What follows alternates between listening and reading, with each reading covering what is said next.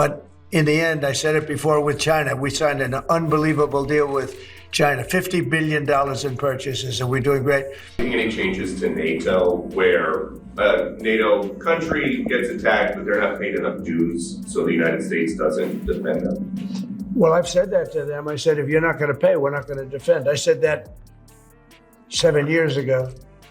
But if the United States was in trouble and we called them, we said, we got a problem, France, we got a problem, a couple of others I won't mention. If you're not going to pay, we're not going to defend you. Trump actually said this about our NATO allies yesterday while sitting in the Oval Office. Not in a campaign rally, in an official press conference as the stock market crashed behind him. It's like watching a toddler play with matches in a fireworks factory. Every time you think he can't say something more dangerous, he tops himself. We need to talk about what his NATO comments, tariff threats, and bizarre tangents really mean before April 2nd, when he promised a very big day for America. Before we move on, I'd like to ask you a small favor. If you appreciate this content, please take a second to like this video and subscribe to the channel. Over 98% of you watch the videos without subscribing. It costs you nothing, but it makes a huge difference to us. So, did you click the subscribe button? Great, thank you so much. Now, back to the video. So what's worse than a former president threatening to abandon our closest military allies? Well, doing it while Wall Street has a nervous breakdown because of him? Let's back up for a second. NATO isn't just some random club of countries that occasionally meet up for fancy dinners. It's the North Atlantic Treaty Organization, a military alliance formed after World War II, where 31 countries basically promise an attack on one is an attack on all. These are the same allies who immediately came to America's defense after 9/11, sending their troops to fight alongside ours. But Trump doesn't seem to understand or care about any of that. During his train wreck press conference, he went full Trump on NATO, saying, if they're not going to pay, we're not going to defend them. Help the United States if the United States was attacked. Let's play it. And you know, the biggest problem I have with NATO, I really, I know the guys very well. They're friends of mine. Any changes to NATO where a NATO country gets attacked, but they're not paid enough dues, so the United States doesn't defend them? Well, I've said that to them. I said, if you're not going to pay, we're not going to defend. I said that 7 years ago. Are you going to make that policy, U.S. policy, that the U.S. wouldn't defend NATO countries that don't pay? Well, I think it's common sense, right? A couple of others I won't mention. Do you think they're going to come and protect us? They're supposed to. He even took a weird swing at France, claiming they didn't help us with World War II. I mean, forget the fact that thousands of French people died fighting Nazis. Trump's got a grudge to nurse. The moment was so bizarre that even Fox News, yes, MAGA TV itself, cut away from the press conference. When the network that thinks Trump walks on water decides they've had enough of your nonsense, you know you've gone too far. And Wall Street noticed. The markets were already nervous about Trump's tariff talk, but as he rambled about abandoning NATO, things went from bad to worse. The Dow plunged nearly 500 points during his speech. Meanwhile, the Atlanta Federal Reserve was updating its GDP forecast to a potential negative 2.8% growth. Yikes.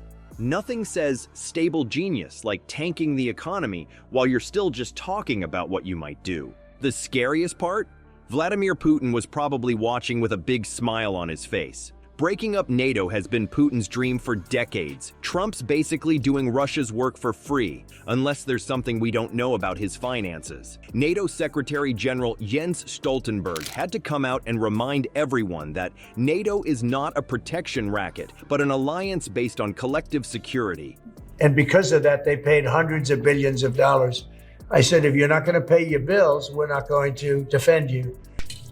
Countries and companies that have been ripping us aren't particularly happy with what I'm doing. But the United States will be very happy. And our farmers are going to be very happy. And again, there'll be disruption. They said, if we were delinquent, would you? I said, nope, I would not. But in the end, I said it before with China, we signed an unbelievable deal with China, $50 billion in purchases, and we're doing great. Do you think they're going to come and protect us? They're supposed to. I'm not so sure. Transition. April 2nd is going to be a very big day for America. Military experts were equally alarmed. Former NATO commander James Stavridis called Trump's comments deeply disturbing and warned they send exactly the wrong signal to Putin at exactly the wrong time. Not great when actual generals are worried about your foreign policy ideas.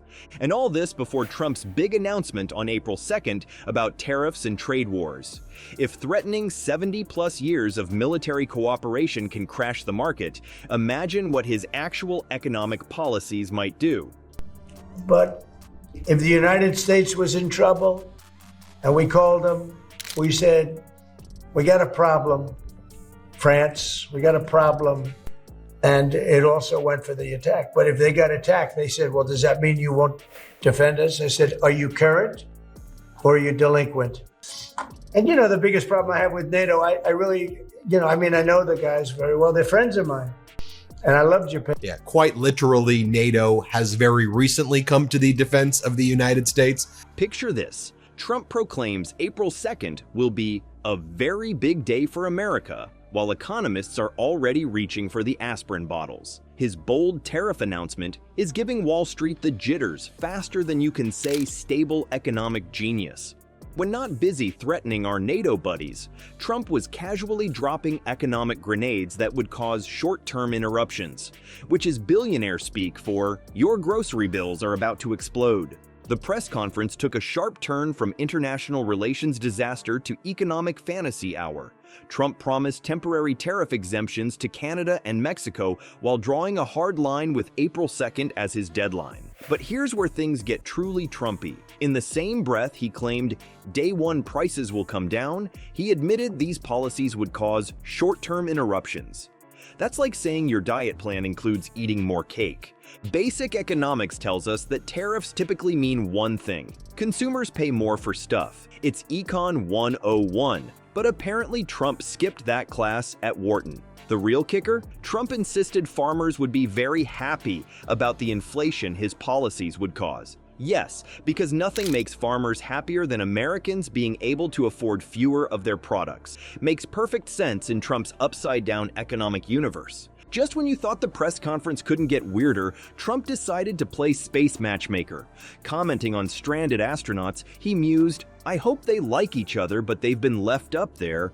Maybe they'll love each other. Yes, while discussing critical economic policy, the former president took a moment to speculate about romance in zero gravity. Because nothing says serious leader like shipping astronauts during an economic briefing. The cherry on top of this disaster Sunday? Trump signed a declaration claiming he's great for women. This from a man with a history of sexual assault allegations that's longer than his tie. The cognitive dissonance is strong enough to bend spoons. I'm not so sure. With Japan, we have a deal, which is a very interesting one. But if the United States was in trouble and we called them, we said, we got a problem, France, we got a problem, a couple of others, I won't mention administration, and I think we'll do even better now. But this is something that we have to do. There'll always be a little short-term interruption. I don't think it's going to be big, but if they don't pay, I'm not going to defend them. No, I'm not going to defend them. I got into a lot of heat when I said that. You said, oh, he's violating NATO. Market experts didn't need a crystal ball to see the problem. As Trump bounced between threatening international alliances, contradicting himself on tariffs, and playing Cosmic Cupid, investors saw real economic danger. His erratic performance wasn't just embarrassing, it revealed how his policies could threaten both your retirement account and your grocery bill in one fell swoop. So what we have here is a preview of the Trump train wreck that's coming April 2nd. The markets already took a dive when he threatened NATO, but now he's promising to make inflation great again with his tariff talk. The guy literally said farmers would be very happy about inflation. Yeah, because everyone loves paying more for everything. This press conference wasn't just a bad day at the office. It was like watching someone play presidential demolition derby with our economy, international relationships, and basic common sense. When Trump opens his mouth, your 401k starts sweating. April 2nd is approaching fast, and beneath all the weird space romance theories and the NATO nonsense, there's real damage being done to stuff that actually matters in our lives. Grumpy Trumpy might think it's all a big show, but the consequences are painfully real.